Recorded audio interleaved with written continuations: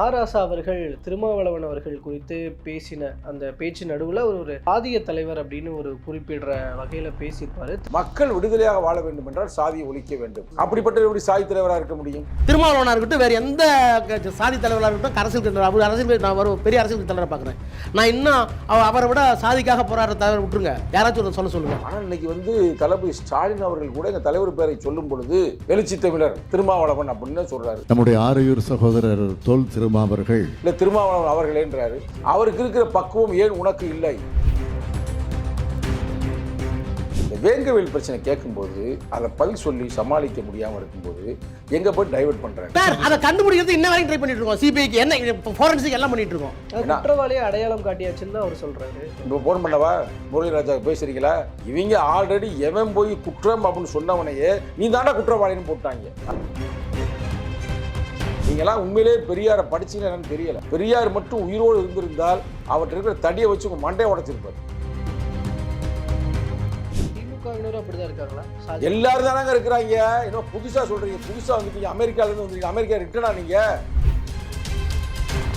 தமிழக முதல்வர் தளபதி ஸ்டாலினுக்கு சாதி புத்தி இல்லாமல் இருக்கலாம், ஆனால் இரண்டாம் கட்ட தலைவர்களுக்கு இல்லை என்று அவங்களை மறுக்க சொல்லுங்க பார்ப்போம். பேச போறோம். ஏதாவது நடவடிக்கை இருந்திருக்கும். திமுக தலைமை இதுல அமைதியா இருக்கு. அதுல எப்படி நம்ம புரிஞ்சுக்கிறது? இப்போ இதுல வேறு எந்த சமூகத்தை சேர்ந்த ஒரு அமைச்சர் வேற யாராவது பேசியிருந்தா அதனுடைய விளைவு எப்படி இருக்கும்? இப்ப ஆராசாவை வைத்தே பேச வைத்திருக்கிறது திமுக அப்படின்னு. அதாவது ஆராசா பேசியதால் நாங்கள் அமைதியாக இருக்கிறோம். இவ்வளவு பண்றாங்க, அப்புறம் எதுக்கு சார் கூட்டணியில இருக்கீங்கன்னு கேக்குறாங்க. அப்ப ரோட்ல போய் நிக்கலாம்ன்றீங்களா? இதுல தமிழ்நாட்டில் மக்களுக்கு எதிராக நடக்கிற குற்ற சம்பவங்கள் பத்திலாம் நோட்டிஃபை பண்ணவே இல்லை. நான் இந்த இடத்துல RS ரவியை பாராட்டுறேன். ஜெயலலிதா கூட பெரிய ஆள் வேணுமாங்க. அந்த அம்மா நிலைமை என்னங்க ஆச்சு? மேதக விட பெரிய ஆள் வேணுமாங்க. ஆனால் ரொம்ப கவனமா எச்சரிக்கையா நீங்க செயல்படணும். இது முதல்வருக்கு சொல்ற எச்சரிக்கையானு.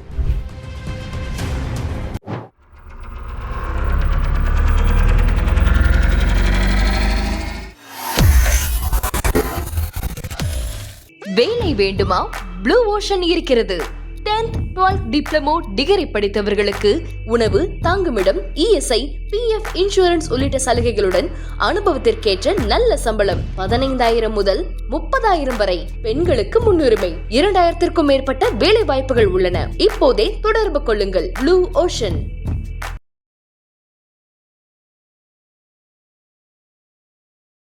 ஐத்தமிழர்கள் அனைவருக்கும் அன்பு வணக்கம். இன்றைய சிறப்பு நேர்காணலில் நம்மோடு இணைந்திருக்கிறார் விசிகாவினுடைய மாநில இளைஞரணி செயலாளர் திரு சங்கத்தமிழன் அவர்கள். அவரிடம் தற்போது பேசுபொருளாக இருக்கிற சில முக்கியமான அரசியல் விவகாரங்கள் குறித்து பேசியிருக்கிறோம். வணக்கம் சார். வணக்கம். நல்லா இருக்கீங்களா? நல்லா இருக்கிறேன் சார். இப்போ ஆராசா அவர்கள் திருமாவளவன் அவர்கள் குறித்து பேசின அந்த பேச்சு நடுவில் ஒரு சாதிய தலைவர் அப்படின்னு ஒரு குறிப்பிடுற வகையில் பேசியிருப்பார். திரும்பவும் சுதாரிச்சுக்கிட்டு அதிலிருந்து கொஞ்சம் மாற்றி பேசுவது போல இருந்தாலும் பட் அவர் மனதளவில் பேசினது என்னவோ அவர் சாதி தலைவர்னு சொன்ன மாதிரி தான் இங்கே புரிஞ்சுக்கப்பட்டது. அதற்கு விசிகாவினர் கடும் எதிர்ப்பும் தெரிவிச்சிட்டு இருக்கிறீங்க. ஆனால் இப்போ வரைக்கும் ஆராசா தரப்புல இருந்து ஒரு மன்னிப்போ இல்லை ஒரு விளக்கமோ, திமுகவினர் தரப்புல இருந்து முதல்வர் தரப்புல இருந்து எந்த ஒரு விஷயமும் வராமல் இருக்கு. விசிகாவினர் அதை எப்படி பார்க்குறீங்க? அதாவது அண்ணன் ராஜா அவர்கள் ஏன் அப்படி பேசினார் அப்படின்றத நான் ரொம்ப பலமுறை அதை பார்த்தோம். ஏன்னா நாங்கள் அவர் மேலே ரொம்ப மரியாதை வச்சிருக்கிறோம். ஒரு கூட்டணி கட்சியில் இருக்கிற ஒரு முக்கியமான இரண்டாம் கட்ட தலைவர். அவர் நிச்சயமாக உளறிட்டுப்பார் அப்படின்னு சொல்ல முடியாது. இல்லை ஏதாவது டங்கு சிலிப்பில் பேசியிருப்பாருன்னு சொல்ல முடியாது. இல்லை ஏதாவது உணர்ச்சியின் மீதியால் பேசியிருப்பாருன்னு சொல்ல முடியாது. பேசிட்டாரு. பேசினது முழுக்க முழுக்க தவறு. அவர் அறிந்தே தான் அதை பேசியிருக்காரு. அது அறிந்து பேசினாரா அறியாமல் பேசினாரான்னு தெரியல. நாங்கள் பார்க்கறது என்னவென்றால் அவர் எங்கள் தலைவர் எழுதிய அமைப்பாய் தொழும் என்ற புத்தகத்தை முழுமையாக படித்திருக்கிறேன் என்று சொன்னவர். அந்த புத்தகத்தில் என்ன சொல்லுவார் எங்கள் தலைவர்? பக்குவமாய் உரையாடும் பண்புகள் வளர்ப்போம், யாரையும் பழிக்கும் இழிக்கும் பழக்கம் தவிர்ப்போம், உரிய இடமறிந்து உரையாடல் வேண்டும், வீணில் உளறிடும் வெறும் பேச்சை தவிர்த்திட வேண்டும். இதெல்லாம் தெரியாத ஆளு அவர் அல்ல. இரண்டாவது, புரட்சி அம்பேத்கருடைய புத்தகங்களையும் படித்தவர், தன்னை ஒரு பெரியாரின் சீடர் என்று பிரகடனப்படுத்தியவர். அவர் இப்படி ஒரு கருத்தை சொல்லுவது என்பது ஏற்பு உடையது அல்ல. எங்கள் தலைவரை பற்றி நிச்சயமாக ஐத்தமிழ் நெறியாளருக்கும் தெரியும், மக்களுக்கும் தெரியும். எங்க தலைவர் நான் ஒரு சாதிக்காக மட்டும் பாடுபடுபவரா? என் கட்சியுடைய கோட்பாடே என்ன? சாதி ஒழிப்பே மக்கள் விடுதலை. இன்று நேற்று உருவானதல்ல. என்னைக்கு உருவான டேட்டை சொல்றேன். இன்னைக்கு என்ன நீங்க பேட்டி எடுக்கிறது ஜனவரி 20 எப்போ ஒளிபரப்ப போறீங்கன்னு தெரியல. ஜனவரி 21 இன்றைய தான் ஜனவரி. இன்னைக்கே நீங்க ஒளிபரப்புவீங்க. ஆனா நாளைக்கு, அதாவது 21/1/1990 எங்க தலைவர் சொன்னது சாதி ஒழிப்பே மக்கள் விடுதலைன்னாரு. சாதி ஒழிப்பே அவர் பறையர் விடுதலைன்னு சொல்லல. சாதி ஒழிப்பே பல்லர் விடுதலைன்னு சொல்லல. சாதி ஒழிப்பே அருந்ததி விடுதலைன்னு சொல்லல. சாதி ஒழிப்பே மக்கள் விடுதலை. மக்கள் விடுதலையாக வாழ வேண்டும் என்றால் சாதியை ஒழிக்க வேண்டும். அப்படிப்பட்ட எப்படி சாதி தலைவராக இருக்க முடியும்? ஒரு சாதனையின் தலைவர் அவரை நீங்க இப்படி பேசுவது என்பது நாகரிகம் அல்ல. இதற்கு பிறகாவது இந்த ஐத்தமிழுடைய இந்த பேட்டிக்கு பிறகாவது அண்ணன் ராஜா அவர்கள் மன்னிப்பு கேட்பார் என்று நாங்கள் நம்புகிறோம். நீ இது மட்டும் தானே சொன்னீங்க. இன்னொரு மன வருத்தம் எங்களுக்கு இருக்குது. எங்க தலைவரை போற போக்குல திருமாவளவன் சொல்லிட்டு போறாரு. அப்படி இல்ல. இப்ப நான் இருக்கிறேன் என்று கேட்கறீங்கன்னா நான் என்ன சொல்லுவேன்? தமிழக முதல்வர் தளபதி ஸ்டாலின் அப்படித்தானே சொல்லுவேன். இல்ல டாக்டர் கலைஞர் மு கருணாநிதி சொல்லுவேன். எங்க தலைவருக்கு எழுச்சி தமிழ் பட்டம் இருக்கு. விடுதலை சிறுத்தை தலைவரின் இது இருக்கு, டைட்டில் இருக்கு. விடுதலை சிறுத்தையின் தலைவர் எழுச்சி தமிழர் தோல் திருமாவளவன் சொல்றவனுக்கு என்ன பிரச்சனை? அப்ப அது கூட உரிமையில சொல்ற. அது நீ சொன்னது தப்பு இல்லை. எங்க தலைவரோட ஒரு வயசு 2 வயசு மூப்பித்தாளா கூட இருக்கலாம். சொன்னது தவறு இல்லை. ஆனால் இன்னைக்கு தளபதி ஸ்டாலின் அவர்கள் கூட எங்க தலைவர் பேரை சொல்லும் பொழுது எழுச்சி தமிழர் திருமாவளவன் அப்படின்னு சொல்றாரு. இல்ல திருமாவளவன் அவர்களேன்றாரு. இல்ல விடுதலை சிறுத்தை கட்சியுடைய தலைவர் திருமாவளவன் சொல்றாரு. அவருக்கு இருக்கிற பக்குவம் ஏன் உனக்கு இல்லை அப்படின்னு ஒரு கேள்வி எனக்கு தோணுது. அதனால இந்த பேச்சுக்கு இதற்கு பிறகாவது மன்னிப்பு கேட்பார் என்று நாங்கள் நம்புகிறோம். ஓகே, இல்ல இதுல தலைமை திமுக தலைமை இதுல அமைதியா இருக்கு. அதுல எப்படி நம்ம புரிஞ்சுக்கிறது?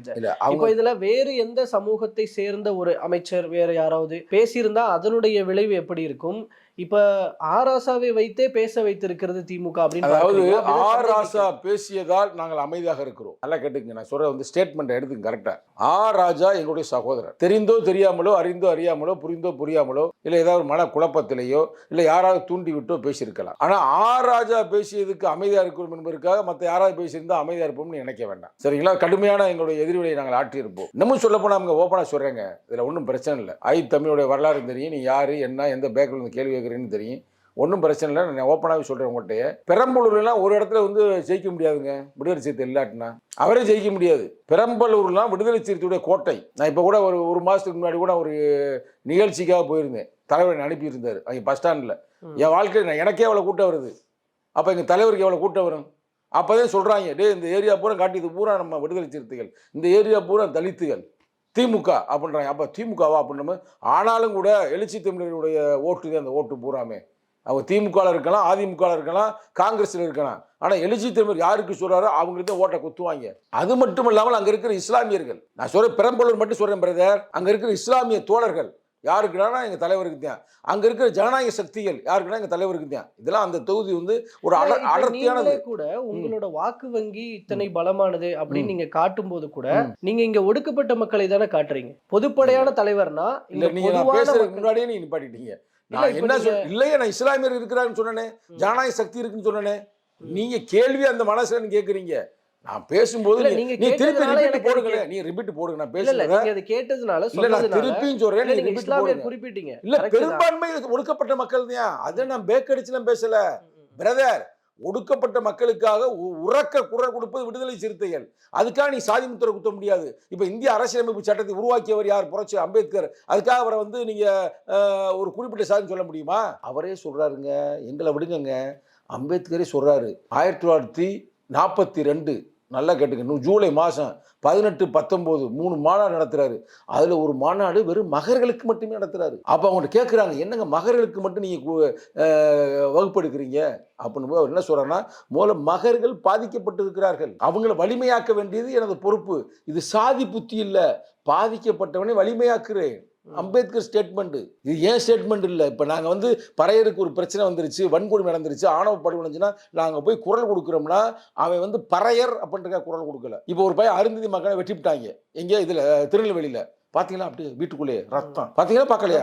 அப்போ அதுக்காக போய் நாங்கள் குரல் கொடுக்குறோம்ல. அவன் அருந்ததி அப்படின்ற குரல் கொடுக்கல. பாதிக்கப்பட்டவன் யாராக இருந்தாலும் களத்தில் போய் முதல் குரல் கொடுப்பது விடுதலை சிறுத்தைகள். அதுக்கு எடுத்துக்காட்டு கள்ளக்குறிச்சியில் சிறுமதி இறந்தாப்புல எத்தனை முறை நம்மளே பேசியிருக்கோம். உங்கள் சேனல் நான் பேசியிருக்கேன்ல. சிறுமதி என்ன பறச்சியா? அது அகமுடையார் பெண்மகள் தானே, அது ஒன்றும் அருந்ததி பெண்மகள் இல்லைல்ல. அவ ஏன் அந்த பொண்ணுக்கு நம்ம குரல் கொடுத்தோம்? பாதிக்கப்பட்டவர்கள் யாராக இருந்தாலும் அவர்களின் பக்கம் குரல் கொடுப்பது ஒரு அரசியல் அறம்.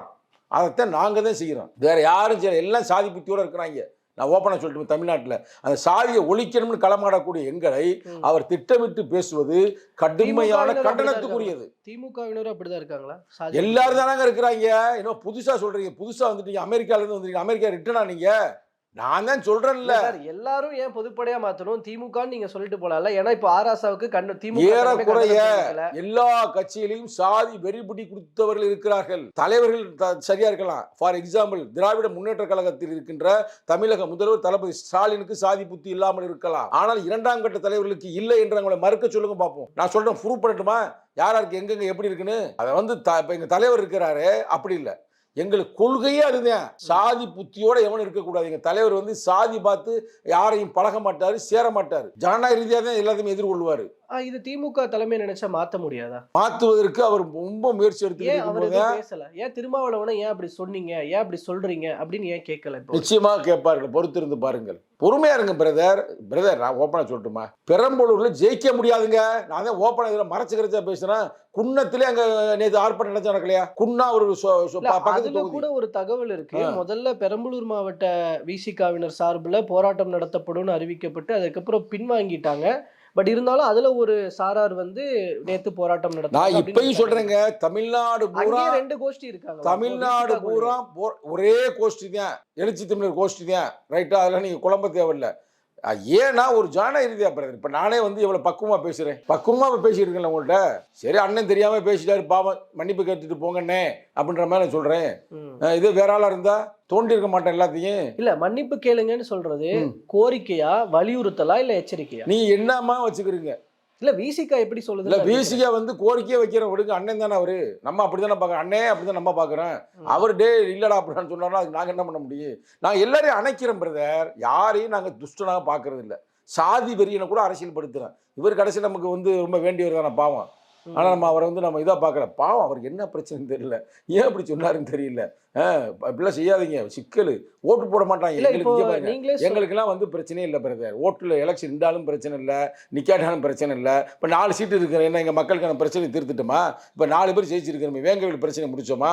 4 பேர் ஜெயிச்சு மேல்பாதி பிரச்சனை முடிச்சோமா? இங்கே 4 பேர் நாங்கள் எம்எல்ஏ இருக்கிறோமே. நாங்கள் வந்து இப்போ ஆணவ படுகொலை தடுப்பதற்கு சிறப்பு சட்டத்தை உருவாக்கிட்டோமா? கர்நாடகாவில் உருவாக்கிட்டாங்க, கர்நாடகாவில் சட்டம் போட்டாங்க. எங்களால் முடியுதா? அதை விடுங்க. அதனால இயலாமை அல்ல, எங்களை வந்து நீ அதிகாரத்தில் உட்கார வைக்கலேன்றேன். மக்களை நான் குற்றம் சுமத்துறேன். எங்களுக்கு கொடுங்க, ஆட்சியை கொடுங்க, தலைவர் முதல்வராக்குங்க. அப்ப வந்து கேளுங்க. இல்ல, அந்த ஸ்டாண்ட்ல நீங்களே திடகாத்திரமா இருக்கீங்களான்னு ஒரு டவுட்டா இருக்கு. இல்ல, அதுக்கு ஒரு காலம் இருக்கு. போன செப்டம்பர் அக்டோபர்ல எல்லாம் வந்து நீங்க பேசிட்டு இருந்தீங்க ஆட்சியில் பங்கு, அதிகாரத்தில் பங்கு அப்படின்னு. திடீர்னு அதுக்கப்புறம் சைலண்ட் ஆயிட்டீங்க. இப்ப திருமாவளவர்கள் 2026 அதற்கான காலம் இல்லை அப்படின்னு பின்வாங்குறாரு. இல்ல பிரதர், நீங்க எல்லாரும் மேலோட்டமா அதை நுனிப்புல் மேயிற மாதிரி தான் நீங்க அதை பாக்குறீங்க. அதோட ஸ்டேட்மெண்ட்டை இன்னைக்கு முத சொல்றேன் உங்க ஐத்தமிழ்ல. கடைசி மனிதனுக்கும் ஜனநாயகம், எளிய மக்களுக்கும் அதிகாரம், இது மட்டும்தான் அவங்க பேசுவாங்க. அதுக்கு அடுத்து இருக்கிற டயலாக் யாரும் பேசுறதே இல்லை. அது என்ன அடுத்து? கடைசி மனிதனுக்கும் ஜனநாயகம், எளிய மக்களுக்கும் அதிகாரம். ஆட்சியிலும் பங்கு, அதிகாரத்திலும் பங்கு. கடைசி மனிதனுக்கும் ஜனநாயகம், எளிய மக்களுக்கும் அதிகாரம். அப்ப என்ன அர்த்தம்? ஆட்சியில பங்கு, அதிகாரங்களை எதற்காக? கடைசி மனிதனுக்கான ஒரு அதிகாரத்தையும் ஜனநாயகத்தையும் வழங்க வேண்டும் என்பதற்காக தான். அது இப்ப தகுந்த நேரம் அல்ல. எங்க கோட்பாடு அப்படியே இருக்கு. 90ல சொன்ன கோட்பாடு 2031ல நாங்க பகிர்ந்து கொடுப்போம். நாங்க போய் எவனையும் பிச்சை கேட்க மாட்டோம், நாங்க பகிர்ந்து அளிப்போங்க. கால வருங்க, பொறுத்திருந்து பாருங்க. அப்படி என்ன மாற்றம் நடந்தது? நீங்க பொறுத்திருந்து பாருங்க பிரதர். ஒவ்வொரு நாளும் மாறிக்கிட்டு இருக்கு. நேத்து விஜய் என்ன இருந்தாரு, இன்னைக்கு விஜய் என்னவா இருக்கிறார், நாளைக்கு என்னவாருன்னு இப்ப இருக்கிற நிகழ்காலத்திலே பார்த்துட்டு இருக்கிறான். அதனால 31ல பெரிய மாற்றம் இருக்கிறது. தலை நிமிர சேரி திரளும், அன்று தலைகீழாய் நாடே புரளும். இது 90 முழக்கம். அதெல்லாம் வந்து செயல்பாடாக மாறும். ஆனால் நாங்கள் வந்து ஒன்றும் எங்கள் கொள்கை தெரியாமல், கோட்பாடு தெரியாமலாம் இல்லை பிரதர். நாங்களாம் என் கட்சியில் இருக்கிற ஒவ்வொரு தொண்டனும் அரசியல்படுத்தப்பட்டவன். இப்போ நீங்கள் சொல்கிறீங்களே, எல்லா மாவட்டத்திலும் எதிர்ப்பு வந்திருக்கா வரலையா? எல்லா ஃபேஸ்புக்கில் எழுதுறானே எழுதலையா? கூட்டம் எடுக்கிறோம்ல ராஜா சொல்லிட்டாருன்னா யாரும் விட்டாங்களா? இல்லை, ஆர்ப்பாட்டமே பண்ணாங்களே. ஆனால் ராஜா வந்து கொஞ்சம் விவரமா இருக்கணும். தேவையில்லாம போய் நெருப்புன்னு தெரிஞ்சு அதை சுடக்கூடாது, தொடக்கூடாது. தொட்டா சுடும். அவருக்கு ஒன்றும் பண்ணலையே, நீங்க சுடுன்றீங்க, ஒன்றும் பண்ணலையே. ஒன்றும் பண்ணலையா? சரி, பொறுத்திருந்து பாருங்க பிரதர். அதாவது நல்லா கேட்டுங்க. அந்த இதை பேச்சை நான் ஒரு 100 முறை பார்த்துருப்பேன், திருப்பி போட்டு பார்த்தேன். சரி, யதார்த்தமா சொல்லிட்டாரோ. அவருக்கு என்ன அங்கே பிரச்சனைனா, இந்த வேங்கவேல் பிரச்சனை கேட்கும்போது அதை பதில் சொல்லி சமாளிக்க முடியாமல் இருக்கும்போது எங்கே போய் டைவெர்ட் பண்ணுறாரு. அதுதான் தப்பு. உங்கள் மனசுக்குள்ளே ஒன்றும் இல்லாமல், யாரும் சொல்லாமல் இல்லாமல் நீங்களா கூட பேசியிருந்தாலும் எதை பேசுவது என்பது ரொம்ப முக்கியம். அதை வந்து புரியாத ஆள் இல்லை அவர். குற்றவாளியை அடையாளம் காட்டியாச்சுன்னு தான் அவர் சொல்கிறாரு. இப்போ ஃபோன் பண்ணவா முரளி ராஜாவுக்கு பேசுகிறீங்களா, அங்கே இருக்கிற சுதர்சனுக்கு பேசுகிறீங்களா, அங்கே இருக்கிற ஆட்கள் பேசுறீங்க. அவங்க அந்த வழக்கிலேயே நேரடியாக போய் சொல்லிட்டாங்க. இவங்க தான் குற்றவாளின்னு பேரை சொல்லிட்டாங்க, எழுதிட்டாங்க. இவங்க ஆல்ரெடி எவன் போய் குற்றம் அப்படின்னு சொன்னவனையே நீ தாண்டா குற்றவாளின்னு போட்டாங்க. அதான் இங்கே பிரச்சனை. அதான் இங்கே இருக்கிற ஆள் கேட்குறேன். அவங்க இங்கே பிரதர் நமக்குள்ள பேசும், யூடியூப் நடத்துறீங்க, நீங்கள் நெறியாளர் இருக்கிறீங்க, மக்கள் அந்த ஸ்டூடெண்ட்டை பூரா வீணை கொண்டாந்து இருப்பாங்க. ஏன்னா அங்கே போகிற வேறு ரோட்டில் பண்ண வாடா கூட்டியாரில் இல்லை, இவங்க ஒரு ரூமை பிடிச்சி இவங்களே தானே ஆளை பிடிச்சிருப்பாங்க. இப்போ இவங்க தானே பேச சொல்லியிருப்பாங்க, இதே கொஸ்டினை கேளுங்கடான்னு ரஃபாக கொடுத்துருக்க மாட்டாங்களா? அவன் கேட்டவை வந்து ஏன் வேங்க வேலை கேட்கணும்? சரி வேங்க வேலை கேட்டுட்டேன் ரைட்டா, ஏன் உனக்கு வந்து எடிட் பண்ணும்போது பீட் பண்ண தெரியாதா, இல்லை அதை கட் பண்ண தெரியாதா? அப்போ திட்டமிட்டு செய்கிறீங்களா? கேட்குற கேள்வி ஒன்று புரியுதா? ஆனால் எல்லாமே அது பேக் ஃபயர் ஆகி போச்சு. வேங்கவயல் பிரச்சனை வந்து தலித்து மக்கள் மேல் ஏவப்பட்ட ஒரு வகையான வன்முறை. அந்த வன்முறையில் அவனே குற்றவாளி ஆக்கி இருக்கிறீங்க. அதை திருப்பி நீங்களே ஏன் பேசி தொலைகிறீங்க? அதான் நீதிமன்றத்துக்கு போயிருச்சுல, அது நீதிமன்றம் தீர்ப்பு கொடுக்கட்டும். பாவங்க, அவன் அப்ராணி பயலுக. முரளிராஜாலாம் ஒரு போலீஸ் அதிகாரி, அவனையே குற்றவாளியாக்கி அவன் வேலை போச்சு. இன்னைக்கு குடும்ப நடுத்தருவில் இருக்குது. இதெல்லாம் சரியான்னு கேட்குறேன். இதெல்லாம் வந்து ஜனநாயகத்திற்கு செய்யப்படுற துரோகம். நீங்கள்லாம் உண்மையிலேயே பெரியாரை படிச்சீங்கன்னா என்னன்னு தெரியல. பெரியார் மட்டும் உயிரோடு இருந்திருந்தால் அவர்கிட்ட இருக்கிற தடியை வச்சு உங்கள் மண்டையை உடைச்சிருப்பார். இல்லை, அதை செய்த திமுகவுக்கு எதிரான எதிர்ப்பு நடவடிக்கைகள் என்னவா இருக்கு? இவ்வளோ பண்ணுறாங்க, அப்புறம் எதுக்கு சார் கூட்டணியில் இருக்கீங்கன்னு கேட்குறாங்க. அப்போ ரோட்டில் போய் நிற்கலாம்ன்றீங்களா? பிரதர், இவ்வளவு பிரச்சனையும் நம்ம எதிர்கொள்ள வேண்டியிருக்குது. அதே இங்கே முக்கியமான மேட்டர். நீங்கள் 2031 அதிகாரத்தில் அமர்வோன்னு சொல்கிறீங்க. திமுக கூடவே இருந்தால் அது எப்படி நடக்கும்னு நினைக்கிறேன்? பொறுத்திருந்து பாருங்க. எல்லாத்தையும் சொல்லிட்டோம்னா, நீங்கள் இப்போ கேட்டீங்க இப்படி சொல்லிட்டாருங்க, நீங்கள் என்னங்க அதுக்கு எதிர்வினை ஆற்ற போகிறீங்க என்னங்கன்னு கேட்டீங்களே, அதுக்கு 2031 தான் அதுக்கு எதிர்வினை. நாங்கள் வந்து சும்மா வந்து இன்னைக்கு பெய்த மழையில் முளைத்த காளான்கள் அல்ல, நாங்கள் வந்து காற்றாற்று வெள்ளம் திசை திருப்பக்கூடியவர்கள். அம்பேத்கர் சொல்லுவார் அந்த காலத்தில், காற்றாற்று வெள்ளத்தில் கரைந்து போகிற களிமண் அல்ல நான், அந்த காற்றாற்று வெள்ளத்தின் திசைவெளி போக்கே தீர்மானிக்கிற கடும் பாறை என்பார். அதான் விடுதலை சிறுத்தையில், அதான் எழுச்சி தமிழர். நான் சவால் விட்டே சொல்கிறேன் பிரதர், பொறுத்திருந்து பாருங்க. நீ எதை விதைத்தாயோ அதை அறுவடை செய்வாய். இயங்கியல் விதி, இயங்கியல் கோட்பாடு.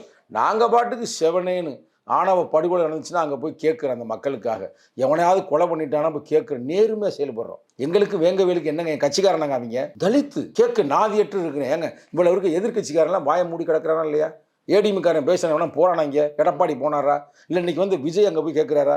நாங்கள் கேட்குறோம்னா இது எவ்வளோ பெரிய அறச்சீற்றம், அறம் சார்ந்த ஒரு கொள்கையை செய்கிறோம்னா, இயற்கை எங்களுக்கு கடவுள் மேலே நம்பிக்கை இல்லை, இயங்கியல் விதி மேலே நம்பிக்கை இருக்குது, பிரபஞ்ச சக்தி இருக்குன்றதை நான் நம்புகிறேன். அதெல்லாம் இவங்களை விடுமாங்க? சும்மா இன்னைக்கு இருக்க அரசியல் நம்ம பார்க்காத அரசியல்வாதியாங்க. ஜெயலலிதா விட பெரிய ஆள் வேணுமாங்க? அந்த அம்மா நிலைமை என்னங்க ஆச்சு? மேதகை விட பெரிய ஆள் வேணுமாங்க?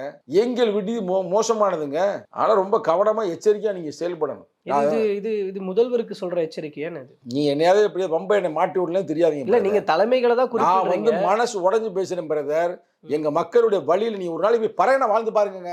நீங்க எப்படி கேள்வி வைக்க மாட்டீங்க? சேரியில போய் நீ ஒரு நாள் அங்க வாழ்ந்து பாருங்க. ஒரு நாள் ஐத்தமிழ்ல போய் கேமரா எடுத்துட்டு போய் வாழ பாருங்க. ஏங்க அவனை பார்த்தாலே வந்து காலேஜ்ல படிச்சாலும் அவனை நாசமா ஆக்குறாங்க, அவனை வந்து மதிக்க மாட்டாங்க, ஊருக்குள்ளேயும் தண்ணி கொடுக்க மாட்டாங்க. நீங்க சொல்றது புரியுது சார். ஏன்னா எனக்கும் நிறைய நண்பர்கள் இருக்கிறாங்க, அவங்களோட வாழ்க்கை எப்படி இருக்குன்னு எனக்கும் தெரியும். நான் அதனால தான் கேட்குறேன். இப்போ நீங்கள் சொல்கிற அதை தான் ஏன் ஓப்பனாக சொல்ல மாட்டேங்கிறீங்க? இலைமறை காயாக மட்டுமே பேசிட்டு போகிறீங்களா? அதை தான் கேட்குறோம். நாங்கள் வந்து ஓப்பனாக பேசினோம்னா இந்த நாடே கிடுகிடுத்து போயிருங்க. அவ்வளவு கொடுமைகள் நாங்கள் வந்து சந்திச்சிருக்கிறோம். அந்த கொடுமைகளை தாங்கிக்கிட்டு நாங்கள் இவ்வளோ ஜனநாயக ரீதியாக பேசுகிறோம்னா நாங்கள் தான் உண்மையான அம்பேத்கருடைய பிள்ளைகள். ஆராசா அவர்கள் பேசுறாரு, அதற்கு எதிராக குன்னத்துல போராட்டம் நடத்தினாங்கன்னு சொன்னீங்கல்ல, அங்க போராட்டம் நடத்தின அவர்களுடைய குரல் ஆராசா வந்து ஆர்எஸ்எஸ் இயக்குதோ, ஆர்எஸ்எஸ் சொல்லி பேசுறாரோ அப்படின்னு தான் சொல்றாங்களே ஒழிய ஸ்டாலின் சொல்லி பேசுறாரோ அப்படின்னு கூட ஒரு சந்தேகத்தை கூட கிளப்ப மாட்டேங்குது. ஸ்டாலின் அப்படி சொல்ல மாட்டார்ல, அப்புறம் எப்படி சொன்னாரா நாங்கள் ஸ்டாலினை பேச போறோம் அப்படின்னா ஏதாவது நடவடிக்கை இருந்திருக்கணும். பொறுத்திருந்து பாருங்க பிரதர். ஸ்டாலின் வந்து அப்படி கொண்டவர் அல்ல. அவர் ஜனநாயகத்தை வென்றெடுக்க வேண்டும் என்று களமாடுகிறார். இப்போ நாங்கள் ஏங்க கூட்டம் இருக்கிறோம்? ஏன்னா எங்களுக்கு எவ்வளோ நேரம் பிரதராக போகுது? எங்களை என்ன ஏடிஎம்கே கூப்பிடலையா? எடப்பாடியில் நேரடியாக கூப்பிட்டாருங்க. என்னங்க உங்களுக்கு தெரியுமா அறியாதா? விஜய் வாங்க வாங்கன்னு இப்போ கூட கூப்பிட்டு இருக்கிறாரு. அப்புறம் இப்போ நாங்கள் வர்றோம்னு சொன்னால் பிஜேபி கழட்டி விட்டுருவார். ஏடிஎம்கே எடப்பாடி தெரியவே போயா வெளியே போயா அப்படின்னு கழட்டி விட்டுருவாரு. அப்படி சொன்னாங்களா? நாங்கள் மட்டும் போகிறதா இருந்துச்சுன்னா நாங்கள் ஏன் இருக்கிறோம்னா மதச்சார்பின்மைன்ற ஒரு கோட்பாட்டை உருவாக்கி இருக்கிறோம். அந்த மதச்சார்பின்மை கோட்பாட்டில் நாங்கள் களமாடி கொண்டு இருக்கிறோம். அதற்கு ஏற்ற ஆட்கள் யார்? திமுக தான். நாங்கள் ஒரு கோட்பாட்டு யுத்தத்தை நடத்திக்கிட்டு இருக்கிறோம். அது நல்ல கேடை யாருன்னா திமுக தான். அதனால இருக்கிறோம். அது யாரை நம்பி இருக்கிறோம்? தளபதி ஸ்டாலின் நம்பி தான் இருக்கிறேன். இவங்கெல்லாம் சில்லாண்டிங்க. நான் தான் ஓப்பனாக சொல்கிறேங்க. பேசல நான் ஒன்றும் பெருசாக எடுக்கலைங்க. அவர் வந்து தளபதி ஸ்டாலின் எங்கனையாவது ஒரு இடத்துல எங்கள் தலைவரை பற்றி இழிவாகவோ, இல்லை எங்கள் மக்களை பற்றி இழிவாகவோ, இல்லை சாதி வெறி பிடிச்சோ பேசியிருக்கார சொல்லுங்க. தலைவர் எப்படி சார் டைரக்டா பேசுவாரு? பேசலையில யாரையாவது வச்சு தானே பேச வைப்பாங்க. இப்ப எங்க தலைவர் இல்ல நான் தலைவர் கேக்குறேன். எதுவும் இல்ல ஒரே பேசுறாரா? ஒரே சிம்பிளான ஒரு கேள்வி சார். நீங்க சனாதனவாதிகள் இந்த மாதிரிலாம் இருக்கிறாங்க, அதுக்கு எதிராக நாங்க இப்படி பண்றோம் அப்படின்னு சொல்லி பண்றீங்க. அவர்கள்லாம் என்னென்ன கொடுமைகள் பண்ணாங்களோ அதுல இருந்துலாம் மக்களுக்கு விடுதலை கொடுக்கணும்னு தான் நாங்க இதை பண்றோம்னு. ஆனா நீங்க கூட்டணியில இருக்கிற திமுக ஆட்சியிலே அதுதானே நடந்துகிட்டு இருக்கு. சொல்ல போனா இன்க்ரீஸ் ஆயிருக்கு. இல்லன்னு மறுத்துருவீங்களா? இல்லன்னு என்ன மறுத்துருவீங்களா? இன்க்ரீஸ் ஆயிருக்கு? விசிகாவினருக்கோ பட்டியலின மக்களுக்கான கொடுமைகளோ திமுக நானே எடுத்து கொடுக்குறேன் நெறியாளர் அப்படின்னு நீங்க சொல்லுவீங்க. ஒன்றும் பிரச்சனை, நெறியாளருக்கு நானே எடுத்து தரேன். NCRP ரிப்போர்ட்டின் பிரகாரம் கடந்த 3 ஆண்டுகளாக சாதிய கொடுமைகள் அதிகமாக இருக்கிறது தமிழ்நாட்டில் அப்படின்ற ரிப்போர்ட். ஆமா, நீ சொன்ன கருத்தை நான் அதை தான் நான் கேட்கிறேன். அப்ப நாங்க இருந்து திமுக இருந்தே இவ்வளவு இன்க்ரீஸ் ஆயிருக்குன்னா, இப்ப திமுக ஆட்சி இல்லாம வேற ஆட்சி இருந்தா இன்னும் எவ்வளவு இன்க்ரீஸ் ஆயிருக்கும்? நீ அதையும் கற்பனை பண்ணி பார்க்கணும். ஏன்னா இதே அண்ணா திராவிட முன்னேற்ற கழகம் தான் ஒரு காலத்துல பண்ணியை சுடுற மாதிரி பரம்பக்குள்ள சுட்டாங்களா சுடலையா தலித்துகளை? வரலாறு பேசுவோம். அதனால் இவங்களா அவங்களா அப்படின்றது மேட்ரு இல்லை. மொத்தத்தில் எவங்க வந்தாலும் சரி சாதிய கொடுமைகள் ஒழிய வேண்டும், அழிய வேண்டும் என்பதற்காக நாங்கள் தொடர்ந்து களமாடுகிறோம். இவங்க கோட்பாட்டு ரீதியாகவே இவங்க என்னைக்கு இருந்தாலும் பிஜேபியோட போய் கூட்டணி வைக்க மாட்டாங்க அப்படின்னு நாங்கள் நம்புகிறோம். அதனால இவங்களை ஒன்றும் பிரச்சனை இல்லை, நம்ம திருத்திடலாம், சரி பண்ணிடலாம் அப்படின்றது கூட்டணியில் இருக்கிறோம். இதே உண்மையான நான் மரசிகரத்திலே பேசுறதுலாம் ஒன்றுமே இல்லை. ரைட்டா? இப்போ எடப்பாடி ஒரு வேலை சொன்னார் நான் பிஜேபி சேர்க்க மாட்டேன்னு, ஆனால் திருப்பி சேர்த்துட்டார்ல. சேர்க்காம இருந்திருந்தானே அது வேற, ஆனால் சேர்த்துட்டாரு. அப்போ நாங்கள் எங்கள் அரசியல் ரொம்ப எளிமையான அரசியல். எளிமையான அரசியல்னா எது எளிமையாக இருக்கும்னா உண்மைதான் எளிமையாக இருக்கும். இந்திய அரசியல் வரலாற்றிலேயே யாரோட கூட்டணி வைப்போம் என்பதை விட யாரோட கூட்டணி வைக்க மாட்டோம்னு பிரகடனப்படுத்திய ஒரே தலைவர் எழுச்சி தமிழர். அவர் என்ன சொன்னார்? பிஜேபி பாமகவோடு கூட்டணி இல்லை சொன்னாரா சொல்லலையா? ஏன் பிஜேபியோடு இல்லை? அங்க இருக்கிற இந்துக்களை பாதுகாக்க வேண்டும், மீட்டெடுக்க வேண்டும். ஏன் பாமகவோடு இல்லை? அங்க இருக்கிற வன்னிய தோழர்கள் உழைக்கும் வர்க்கத்தை மீட்டெடுக்க வேண்டும். இல்லைன்னார்ல, அதை கரெக்டாக நீங்க நிக்கிறோம்ல, அதையும் களமாடி கொண்டிருக்கிறோம். அவ்வளவு வேற ஒண்ணுமே இல்லை. இதாங்க கான்செப்ட். இன்னைக்கு ஆளுநர் வெளிநடப்பு பண்ண விவகாரம் அதை விசிகா எப்படி பார்க்க? அவர் நீலாம் RN ரவின்னு, நான் அவர் RSS ரவி தான் நாங்கள் சொல்லுவோம். RSS ரவிக்கு இதே வேலை. இது இன்னைக்கு நேத்தா நடக்குது. எப்போ பார்த்தாலும் வெளிநடப்பு செய்கிறதே வேலையாக தருறாரு. அவர் ஒரு ஆட்சி நடத்திக்கிட்டு இருக்காரு தமிழ்நாட்டுக்கு. என்னை பொறுத்த வரைக்கும் தமிழ்நாட்டில் பிஜேபிக்கு 2 தலைவர்கள், அதில் ஒரு தலைவர் இந்த RSS ரவி. அதனால் அவர் வெளிநடப்பு செய்கிறார். அவர் வெளிநடப்பு செய்யறதுனா அவர் அரசியல் பண்ணுறதுல அவரை விட அப்புறம் பிஜேபி தலைவர் நிறையா பண்ணுற மாதிரி ரிப்போர்ட் போயிருந்தாங்க. அதனால் அவர் தொடர்ந்து பண்ணுகிறார். அது தவறு, அப்படி செய்யக்கூடாது. என்றைக்குமே ஒரு தமிழ்தாய் வாழ்த்தோடு ஆரம்பிப்பாங்க, முடிக்கும் போது தேசிய கீதம். இது நம்ம மரபு. இதை கூட அவர் புரிஞ்சுக்கிறாம செய்கிறாருன்னா திட்டமிட்டு வேணுக்கணுமே செய்கிறார். அவர் வெளியேறியதற்கான காரணங்கள்ல தேசிய கீதம் ஒன்றாக இருந்தாலும் இன்னும் நிறைய காரணங்கள் இருக்கு. அதுல ஒண்ணு, இதுல தமிழ்நாட்டுல மக்களுக்கு எதிராக நடக்கிற குற்ற சம்பவங்கள் பத்திலாம் நோட்டிஃபை பண்ணவே இல்லை. குறிப்பாக பட்டியலின மக்களுக்கு எதிரான குற்றங்கள் பற்றி சொல்லப்படவே இல்லை அப்படின்னு ஆளுநர் மாளிகை தரப்புல இருந்து வந்திருக்கிற அறிக்கையில் அந்த ஒன்றை மட்டும் நான் ஏற்றுக்கிறேன். மற்றதெல்லாம் புள்ள டாவு சும்மா அடிச்சு விட்றாரு. அதெல்லாம் எதுவும் அந்த ஒன்றை மட்டும் நான் இந்த இடத்துல RSS ரவியை பாராட்டுறேன். அது எப்படின்னா எதுக்கணும் இருக்க சொல்கிறது எங்களை மாதிரி இல்லை.